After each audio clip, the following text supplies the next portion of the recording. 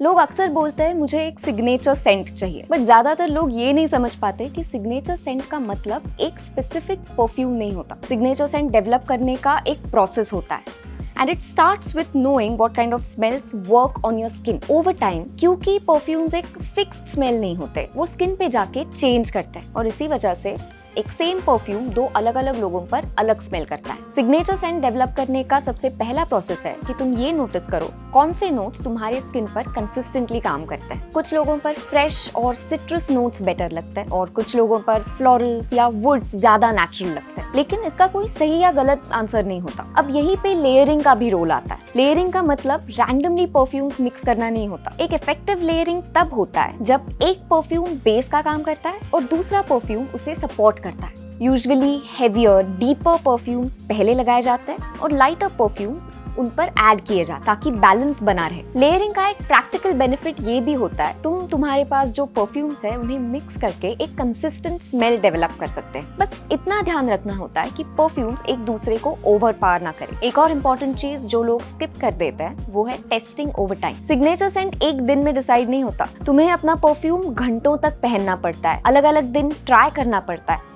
और फाइनली ये नोटिस करना पड़ता है कि कौन सी स्मेल तुम्हारे स्किन के साथ नेचुरली अलाइन कर रही है। तो सिग्नेचर सेंट का मतलब ये नहीं होता कि बस एक परफ्यूम चूज कर लो और हो गया। सिग्नेचर सेंट का मतलब ये है कि तुम अपनी स्किन, अपनी प्रेफरेंसेस और लेयरिंग के थ्रू एक ऐसी स्मेल डेवलप करो जो कंसिस्टेंटली तुम्हारे जैसी लगे। और अगर तुम ये प्रोसेस समझ जाते हो तो तुम्हारी सिग्नेचर सेंट ऑटोमेटिकली बनने लगती है।